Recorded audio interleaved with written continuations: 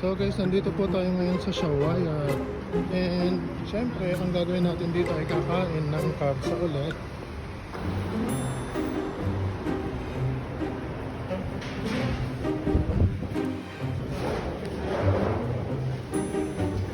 Patik.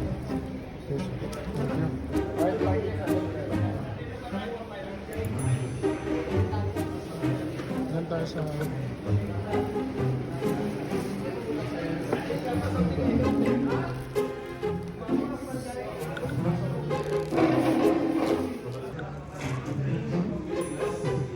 grabe ang init. Ng shampoo. Sorry kaya halik, right? Miya. So let's eat na. Yes, so